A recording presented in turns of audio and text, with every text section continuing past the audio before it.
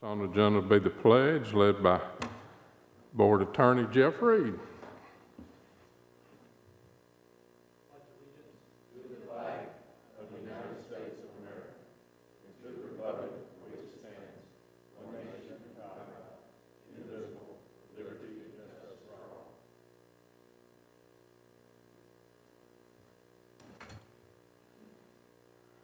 All right, I'd like to, before we start, I want to thank Mr. Spurlock and his staff for getting us set up in here like this tonight. Thank our nurse for being here and our technology people for getting us set up to have a next meeting online. Is there a reason we make Mr. Lee sit out there by himself? He's in timeout. All right, let's go with policy adoption. All right, policy adoption, tab 1. In order to provide authority and clarity to support the recent necessary actions of this board, the following policy changes are recommended directly to the board for adoption as emergency policies. A, policy 1.8011, emergency closing. The only language that's changed in this policy is the following: a public health emergency. We already had the board authorize the director of school to close schools in the event of hazardous weather or any other emergency which presents threat to the safety of students, staff, members, or school property. We added this TBS policy, a public health emergency. All right. Next is policy 5.1151, telework during emergencies. This policy enshrines fundamental structures for employees both at the district and school level to conduct work from home. This procedure is narrowly drafted to only apply during emergencies with broad oversight from management. C, policy 5.301, emergency and legal leave. This policy amendment seeks to enshrine the board's authority to grant paid leave during emergencies to staff and for certain staff members to be designated as essential. Dr. Anthony, is there anything you want to add to that? Yes, board members, I placed on your desk tonight our new procedures from April 1st to December 31st, and this includes the Emergency Family Medical Leave Act that added the one caveat of during the time of the COVID-19, if they have children whose daycare or ability to have someone to watch them during that time or the school is closed, then that can be considered part of that emergency leave. So you can see in the handout also the other types of leaves that are listed below, and then the types of pay that would go along, and then the length of time. So that's for your read. We also have it posted at each school on every website, and all of our principals and assistant principals have been trained on it. All right, any questions on the policies?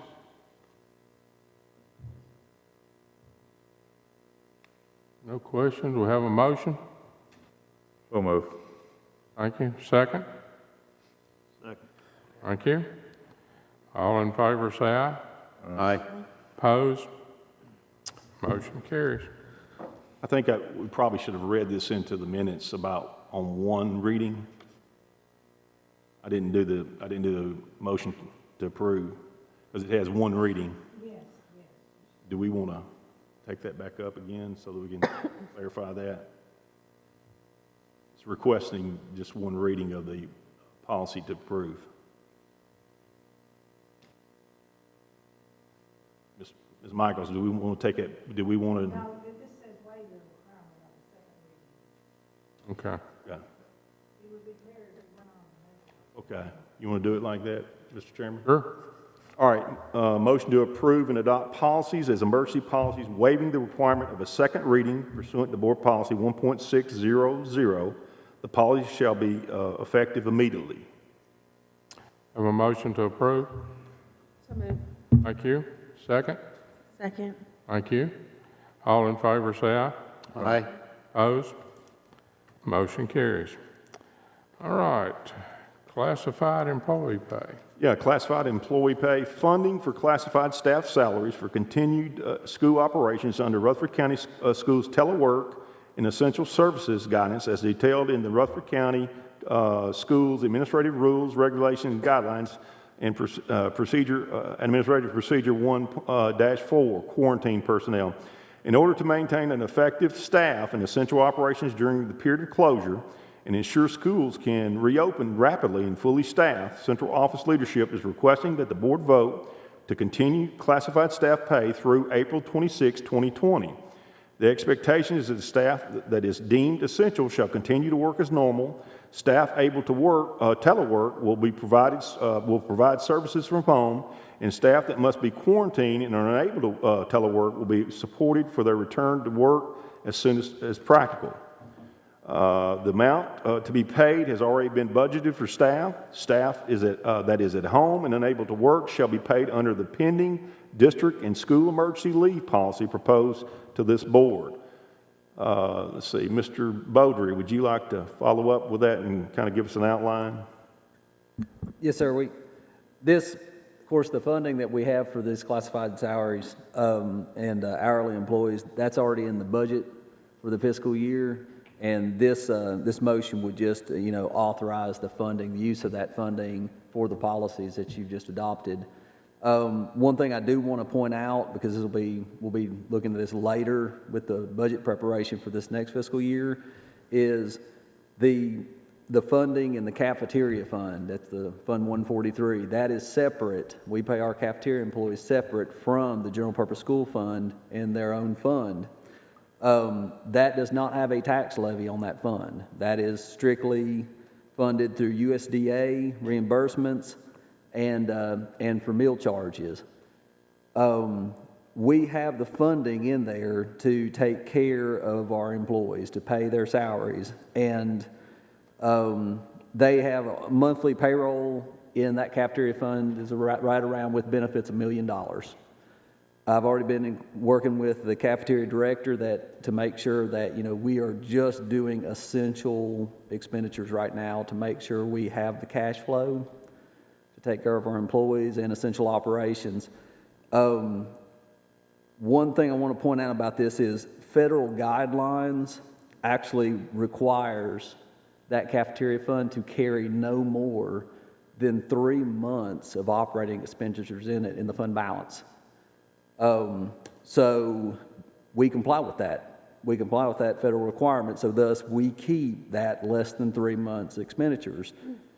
Not to alarm you, I just want to say we'll be okay to take care of our employees. We will make sure they're paid under these policies that you're adopting, but I will probably be coming back to you with the budget prep next year to place in a transfer, budgeted transfer of funds by around $500,000 probably for startup funds for next school year. Because just like a restaurant, you have, our cafeterias will have startup costs to get ready for next school year. I just want to make you aware of where we're at right now. Okay. Motion to approve funding the school classified employee pay as outlined in Rutherford County Schools Administrative Rules, Regulations, Guidelines, Procedures, Administrative Procedure 1-4, quarantined personnel. Have a motion? Move to approve, Mr. Chairman. Second. Thank you. Okay, all in favor, say aye. Some discussion, please. Okay. I noticed that it's got, what we're doing is approving it through the end of April, and I know right now officially that's all we're announcing, that we're closed, but I think we all see the handwriting on the wall and know that there's a very good possibility that it may extend through the end of the school year, although that's certainly not what we want. So will we take this up as a separate matter then, if that happens, as far as I think that's what, through May or whatever our last day of school would be? on that policy 1.8011, in that policy, it states the director of schools in consultation, as soon as, it says in here, let me make sure I'm right about this. Maybe I'm wrong. Okay, let me read this carefully here. Okay, it says, in the event of an emergency that requires closure of school building, group of schools, or entire district, the director of schools is authorized to continue to pay employees who are not able to physically report for duty as the result. These employees shall receive their regular wages. Such payments shall not exceed the number of days budgeted for each employee.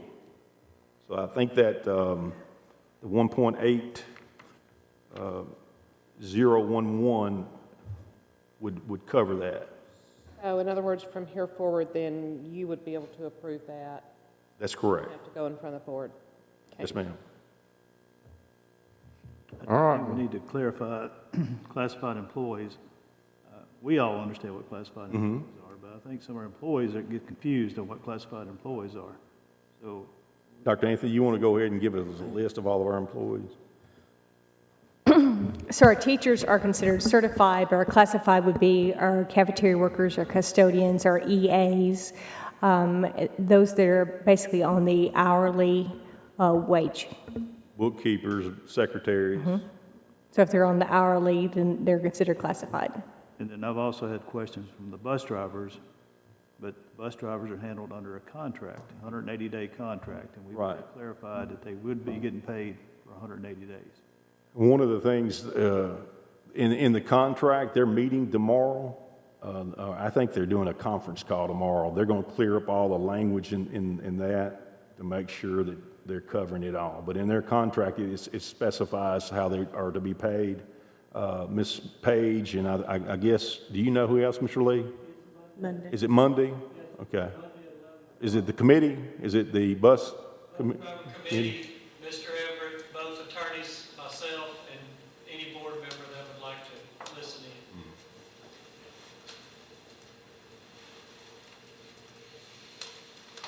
in. Okay, anyone else?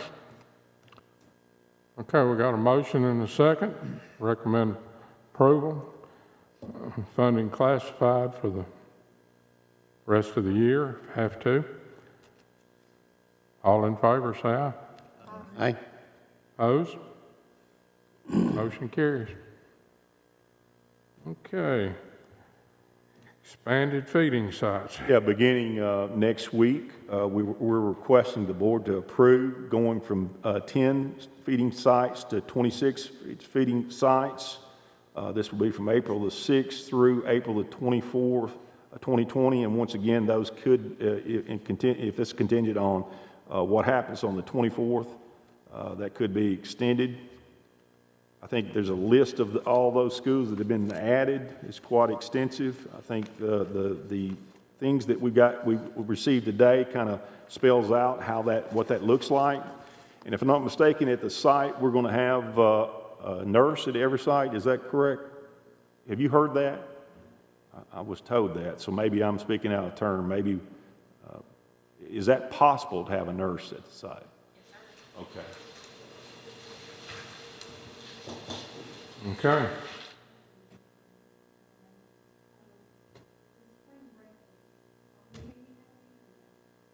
We're in spring break. No, we don't. So, Mr. Chairman, if I may, I've got a question as well. The feeding sites are federally funded, is that correct? So will federal dollars still continue to cover it with the expansion of the sites? Yes. By the way, Mr. Spurlock, I appreciate the updates on how many meals that we've been providing.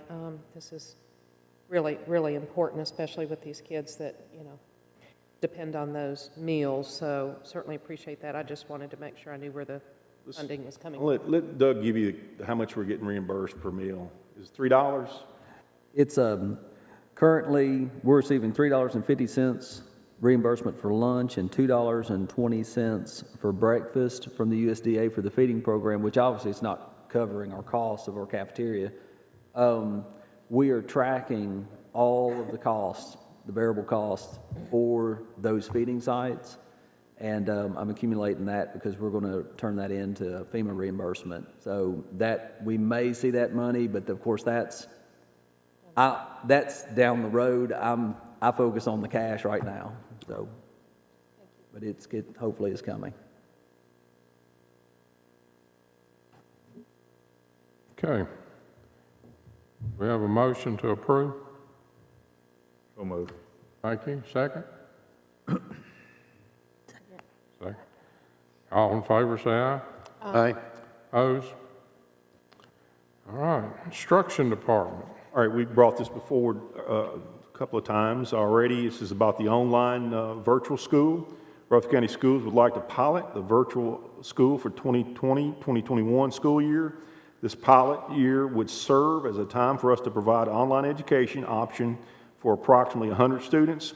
This would be a standalone school and operate with its own school number, accountability, and principal. The first step in receiving permission is from the TDOE is to have approval from the local school board, just as it would be in the case of opening a new traditional school. The instruction department is anticipating an operating cost of $425,000 for 100 students.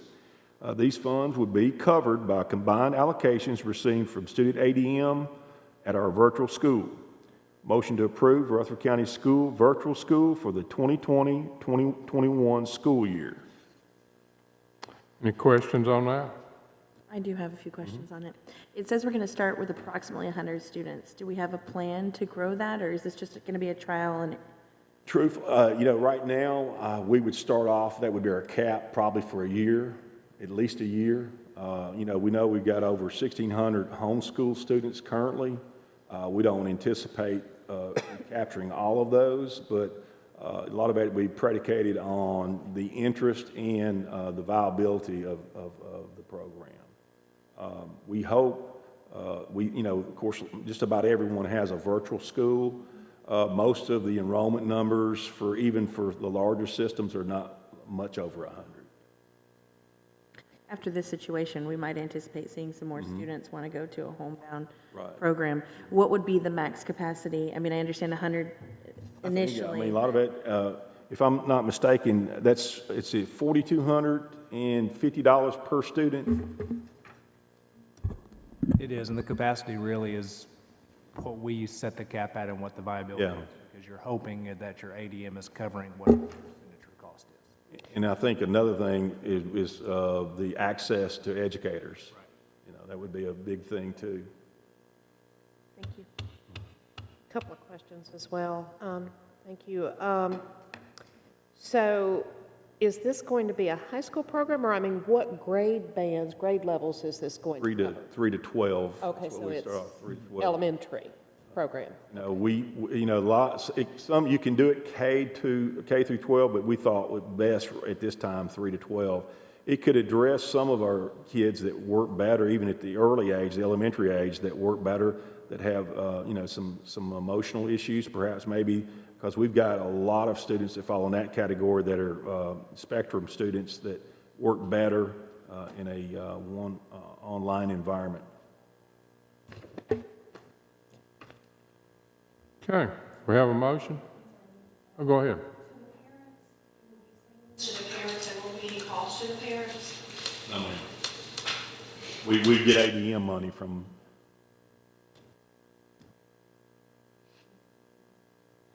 Anyone else? We have a motion? Move to approve. Thank you, sir. Second? Second. Thank you. All in favor, say aye. Aye. Opposed? Motion carries. All right, capital project amendment. Yeah, number 7 is a cleanup amendment we would have brought forward earlier, with a lot of things happening with opening up the 2 schools, so we're bringing it to now. You can find it on tab 2. Each July 1st, outstanding purchase orders in this fund are liquidated. The funds go to the fund balance, which is the fund, this fund is account 34,685. It's committed for capital projects. These purchase orders are for projects that had not been finished by June 30th. This amendment takes those funds out of 34,685 committed for capital projects and rebudgets them to the expenditures for the carryover projects that were approved last year but haven't been completed. This year we have $2,980,784.50 in funds to be rebudgeted. Mr. Lee would kind of take us through a couple of those things that where this money came from, some of our projects. A lot of the funding for these capital projects does not come in till around December. So even though we're approved for those projects, the monies are not there. So the projects don't get started till spring, so they end up overlapping from one year to the next. This year would have been the Central Magnet project, which is still on hold. That money was budgeted. There's some roofing projects, it's various small things that the vast majority of them will finish this year. They're just carried over from one year to the next based on how our funding comes in and when the project actually gets started. Motion to amend the 2019-2020 capital projects budget, Fund 177, by reducing account 34685 committed for capital projects by $2,980,784.50, and by increasing the maintenance and repair service buildings account 91-300-355, other contracted service 91-300-399, and other equipment, and account 91-300-790, for a combined total of the same amount of $2,980,784.50 as presented. Questions? Have a motion? So moved, Mr. Chairman. Thank you, sir. Second? Thank you. All in favor, say aye. Aye. Opposed? Okay. Routine bids. This is normally on the consent agenda, right? Yes, sir. Does anybody need to know what any of those are before we vote on them?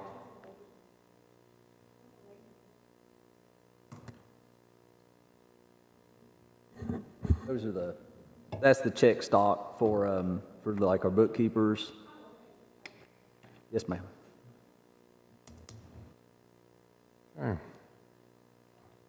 All in favor of approving the routine bids? Have a motion? So moved. Thank you. Second? Second. Thank you. All in favor, say aye. Aye. Opposed? Motion carries. All right, our next meeting will be online. It will be on 4/14 at 5 p.m.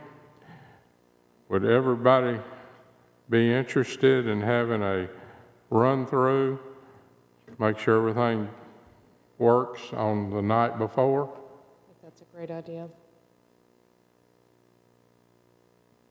That suit everybody? Okay, on the 13th at 5? That okay with technology? Okay. Mr. Chairman, do we have some time that we can bring up a couple general discussion? Do what? I'm sorry. A couple of general discussion items. It's not on the agenda, but I have a couple questions I'd like to ask when you get done. One of them is actually about this handout that Dr. Anthony gave us. Oh, you want to talk about that? Sure, we'll do that. Dr. Anthony, I see this is actually tied into the FMLA, the Family Medical Leave Act. It's an extension of it for the coronavirus. What it doesn't say is, of course, under the Family Medical Leave Act, an employee has to have been with the company for a certain length of time before they even qualify for paid medical leave anyway. Is that going to be applicable to this as well, or will they be exempted? They have to be employed for 30 days. 30 days, okay. Yes, It ma'am. may have been on here and I didn't see it. So not the standard 12-month rolling That's correct. calendar. Not the 1,250 for the hours, FMLA. right. Okay, very good, thank you. And Mr. Chairman, my only other question was, do we still have the same calendar, even though we may be doing the meetings virtually? Do we still have the same calendar that was already set for the rest of the meetings for April? So Yeah. that was the 14th and the 16th, and then the 28th and the 30th, correct? Oh, okay. So the 27th and the 30th instead of the 28th and 30th. Thank you. And we'll have a practice run on the 13th. Mr. Chairman, a question about, just wondering about graduations. Are we still on the dates that we had? Currently, MTSU still has us in May. I don't see that happening. We've been in discussion with them. We asked them today concerning I think they're planning theirs in June, and we asked them about a June date, and all we got from them was, we still have you on for the 13th. So I'm sure that's a conversation we're going to have, continued conversation we're going to have with them. We also have been working on other things, in the event if something comes up that we're not anticipating. So we've got a wide range of things that we're working on. However, I would not feel comfortable to share those right now. But we have, our first thing is MTSU. I just don't see it happening in May. You said 13th, is that 13th of May? I think that's our You first start one. then over there, Yes, then sir. runs 3 or 4 days after that. And my concern was if it was, and I think MTSU's, if I'm not mistaken, was like a week before that, on the 8th or something like that. If MTSU felt like it was not appropriate to have it on the 8th, I don't know how they feel like we could have it on the 13th. Yeah. You know. We paid them? We have, but we do have something in the clause that we can recoup the costs. Fair enough, thank you. So we are looking at other possible alternatives, like maybe outdoor ceremonies or something. I think, I don't think anything's off the table. Okay, but we're definitely not talking about canceling, because I know we've had a lot No, of. we're not talking, about that. nothing's off the table. Okay, very good. It may not look like it normally would, but there will be a graduation. Thank you. Okay, anyone else? Okay, nothing else, we're adjourned.